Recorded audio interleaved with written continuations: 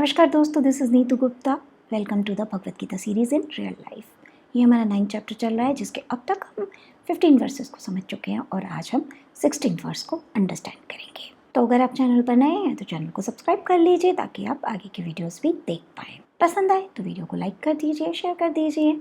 चलिए तो आगे बढ़ते हैं। तो जैसा कि आपको पता ही है, ये हमारा वर्शिप का यानी कि अलग अलग तरीके से अलग अलग तरीके के लोग कैसे भगवान की पूजा करते हैं, इसमें हमें कृष्ण वही समझा रहे हैं। तो आगे कृष्ण अर्जुन से कहते हैं कि अर्जुन, कुछ और लोग होते हैं जो मेरी पूजा अलग तरीके से करते हैं। कुछ तो मेरी पूजा ज्ञान अर्जित करके करते हैं, तो कुछ लोग मुझे फॉर्मलेस जानकर, मुझे अपने अंदर देखकर मेरी पूजा करते हैं, और कुछ लोग मुझे परमेश्वर मानकर, सृष्टि का रचयिता जानकर मेरी पूजा करते हैं। चलिए तो समझते हैं 3 कैटेगरी क्या है और इसमें कृष्ण हमको क्या समझा रहे हैं। तो पहली कैटेगरी तो कृष्णा कहते हैं उन लोगों की है जो ज्ञान से मेरी पूजा करते हैं। तो ये ज्ञान से पूजा करना क्या होता है, आप सोच रहे होंगे ऐसा। ज्ञान से पूजा करने का मतलब है कि ज्ञान अर्जित करना, मीन्स ईश्वर को ज्ञान के जरिए जानना। तो ये लोग क्या करते हैं, ये तरह तरह के ग्रंथ पढ़ते हैं, वेद पढ़ते हैं, किताबें पढ़ते हैं, पुराण पढ़ते हैं, जो भी कुछ इनको मिलता है जहाँ से इनको लगता है कि ईश्वर को समझ सकते हैं। तो जो जो उसमें लिखा होता है ये उसको ईश्वर मानकर उसमें अपनी श्रद्धा दिखाते हैं। तो ये होती है इनकी पूजा, मीन्स ज्ञान अर्जित करना। अब स्पिरिचुअलिटी के सफ़र में ज्ञान की ज़रूरत हमको पड़ती है। बिना ज्ञान के स्पिरिचुअलिटी तो क्या संसार में भी आप नहीं जी सकते, क्योंकि ज्ञान व्यक्ति को सही गलत के बीच का फ़र्क करना सिखाती है। उसे क्या करना चाहिए, क्या नहीं करना चाहिए, ये सारी समझ उसको ज्ञान से आती है। या ये बोल लीजिए कि अगर इस बुद्धि को हमको चलाना है तो चलाने के लिए जो इसका फ्यूल होता है ना, वो ज्ञान होता है। अब ज्ञान किस क्वालिटी का है, that is totally a different matter. लेकिन बिना ज्ञान के ये दिमाग, ये बुद्धि नहीं चल सकती। और अगर ये बुद्धि नहीं चल रही तो फिर हम में और जानवर में एक्चुअली कोई फ़र्क नहीं है। जो चीज़ हमको जानवर से अलग बनाती है वो हमारी बुद्धि है, हमारी तर्क वितर्क करने की क्षमता, सही और गलत के बीच का फ़र्क करने की क्षमता। अगर आपके पास ज्ञान नहीं है तो आप अपनी इस शक्ति का इस्तेमाल करना तो दूर की बात है, आपके पास शक्ति नहीं होगी। तो ज्ञान तो डेफिनेटली आपको इस सफ़र में लगता ही लगता है। तो ज्ञान पाना गलत नहीं है, लेकिन सिर्फ ज्ञान से अगर हम सोचें ईश्वर मिल जाएंगे। ज्ञान कौन सा ज्ञान, जो आप किताबों से अर्जित कर रहे हो। अब किताबें किसने लिखी, क्या लिखा, कब लिखा, आपके पास पहुँचते पहुँचते उसके अंदर क्या मिक्सिंग हुई, यू नेवर नो। तो अगर आप टोटली उस पर रिलाई कर रहे हैं कि वहाँ उस वाले ग्रंथ में ऐसा ऐसा लिखा है तो भगवान ऐसे ऐसे ही होते हैं, धोखे में आप फिर। ज्ञान के साथ एक बहुत बड़ी समस्या है, बहुत बड़ी समस्या है। अगर ज्ञान को जीवन में उतारा नहीं जाता, ये अहंकार बन जाता है और आपको कुछ देता तो है नहीं, आपसे छीन लेता है, जो होता है वो भी सब कुछ। वो तलवार होती है ना, सही तरीके से पकड़ेंगे तो बुराई को काट देगी, गलत तरीके से पकड़ेंगे तो आप ही को काट देगी। ऐसा ही कुछ होता है। ज्ञान अगर सही है, जीवन में इस्तेमाल कर लिया, उसको टेस्ट कर लिया, परख लिया, तो फिर आप उस ज्ञान को इस्तेमाल करके अपना उद्धार कर सकते हो। लेकिन अगर ज्ञान पाकर अहंकार आ गया और आपने सोच लिया मुझे मिल गया सब कुछ, पता चल गया मुझे भगवान क्या है, तो ट्रस्ट में आपको कुछ भी नहीं मिला। अक्सर जो लोग ज्ञान के पीछे इस तरीके से भागते हैं और भगवान को सिर्फ उतना ही अंडरस्टैंड करते हैं जितना उनकी किताब में लिखा गया है, तो उनको भगवान कभी नहीं मिलता। ये मेरा अनुभव है, मैं ऐसे बहुत सारे लोगों से मिल चुकी। इसीलिए मैं इस बात पर इतना स्ट्रेस दे देकर अपनी हर वीडियो में, हर नहीं तो 4-6 वीडियो के बाद किसी ना किसी में बात रिपीट कर ही देती हूँ। ज्ञान मिलकर अहंकार मत लाओ अपने अंदर, ये सिर्फ पहली सीढ़ी है। पर जो लोग इसको आखिरी सीढ़ी समझते हैं तो वो होते हैं हमारे फर्स्ट कैटेगरी के लोग, जिनके बारे में कृष्ण ने हमको यहाँ पर बताया है। तो आप समझ सकते हैं कि इनकी आराधना क्या है और कहाँ तक इनको लेकर जाएगी। अब आते हैं दूसरी कैटेगरी के लोगों के ऊपर। दूसरी कैटेगरी के लोग वो होते हैं जो कहते हैं कि ईश्वर फॉर्मलेस है, मतलब ये उनकी धारणा है कि ईश्वर फॉर्मलेस है और जैसा हम कहते हैं कण कण में विद्यमान है, मीन्स जो वो है वही मैं हूँ। अहम ब्रह्मास्मि, I am the God, means मैं वही हूँ जो वो ईश्वर है। यानी कि अपने आप को ईश्वर के हिसाब से बना दो, यही उनकी पूजा है। दूसरे शब्दों में कहें तो पहले वाले ज्ञान योगी हैं, दूसरे वाले कर्म योगी हैं। तो ये दूसरी कैटेगरी के लोग ईश्वर को किताबों में नहीं ढूंढते, अपने अंदर ढूंढते हैं। अब आते हैं तीसरी कैटेगरी के लोगों पर, जो ईश्वर को परमेश्वर बना करके पूजते हैं। जो ज़्यादातर लोग इसी वाले रास्ते पर चलते हैं कि वो ऐसा मानते हैं वो एक अलग से कोई शक्ति है जिसने सब कुछ बनाया है। आप यूँ भी कह सकते हैं शायद भक्ति वाला रास्ता है इनका, जो मानते हैं कि ईश्वर कोई गुरु, कोई परमेश्वर, कोई विधाता, क्रिएटर है जिसने सारी सृष्टि की रचना की है, मुझे भी बनाया है। तो मुझे अगर कुछ भी सीखना है, कुछ भी करना है, अपने जीवन में कोई बदलाव लाना है, तो मैं उसकी पूजा करूं, उसकी आराधना करूं। अब आराधना करने के तरीके कुछ भी हो सकते हैं भक्ति में, वो हम भक्ति के चैप्टर में डिस्कस करेंगे जब वो चैप्टर आएगा कि भक्त कितने तरीके के होते हैं, क्या क्या करते हैं, कौन से लेवल का भक्त कैसे भक्ति दिखाता है।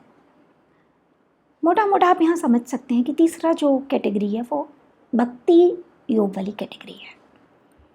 भक्ति में यही होता है ना, हम किसी को अपना एक सेंटर बनाते हैं और उसके प्रति अपनी आस्था दिखाते हैं।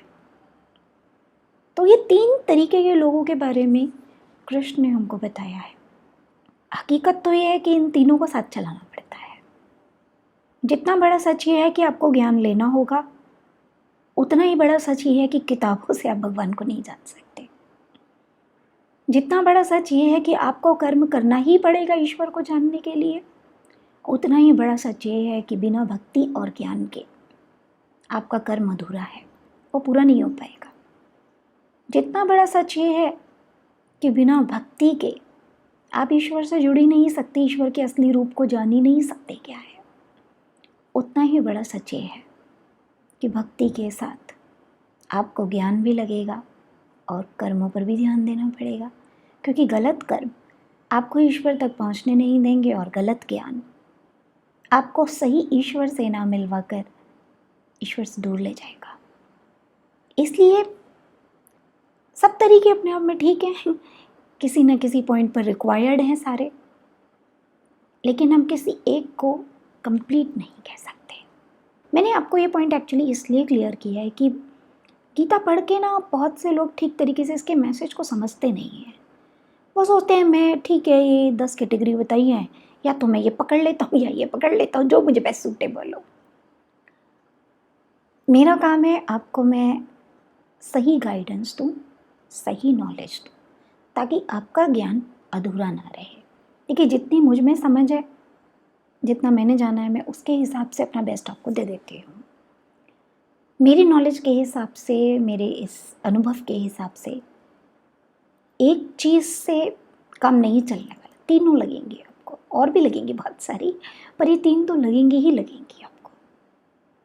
तो हम ये नहीं कह सकते कि मैं बस इतना कर लेता हूँ, मैं बस इतना कर लेता हूँ, मैंने जान तो लिया किताबें पढ़ के, सारे वेद तो पढ़ लिए, अब और क्या पढ़ने को रह गया, मैं जान चुका ईश्वर क्या होता है। ये आप सिर्फ कर्मयोगी बनकर चले जा रहे हैं, क्योंकि कर्मयोगी को भी किसी ना किसी पॉइंट पर कर्म को समझने की जरूरत पड़ती है। अर्जुन था ना, कर्मयोगी ही तो था, कर्म तो कर रहा था वो, लेकिन अटक गया ना। फिर भक्ति काम आई और उस भक्ति में ज्ञान मिला। तो ये होता है, मैं भी शुरू में तो मैं कर्मयोगी थी, फिर भक्ति के पाथ पर गई थी मैं। मतलब कर्म तो हमेशा से ही संभाल कर रहे हैं अपनी अंडरस्टैंडिंग के हिसाब से।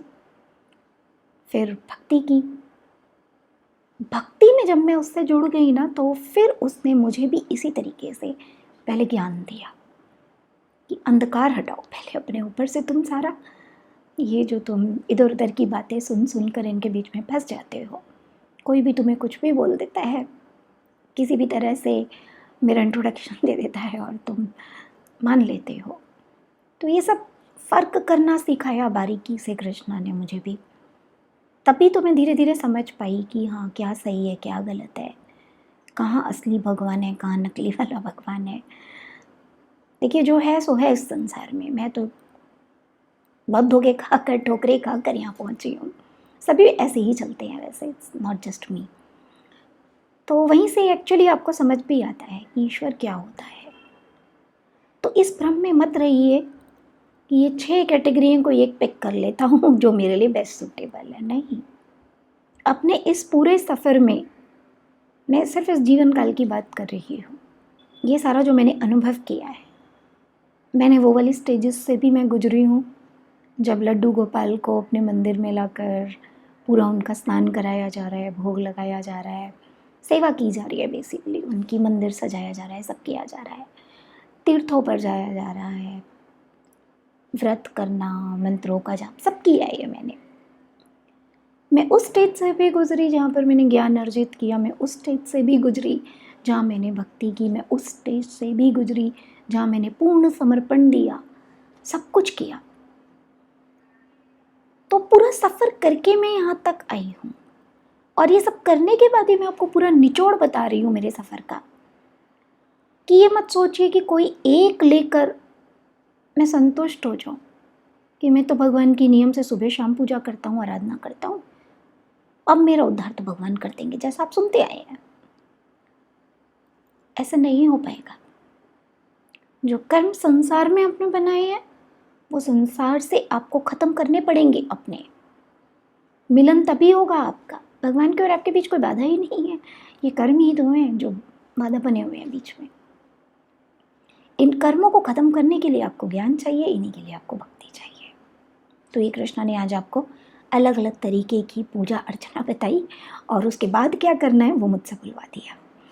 तो चलिए आप भी देखिए, ऐसा तो नहीं है आप किसी एक चीज़ को पकड़ कर बैठे हैं और बाकियों को अनदेखा कर रहे हैं।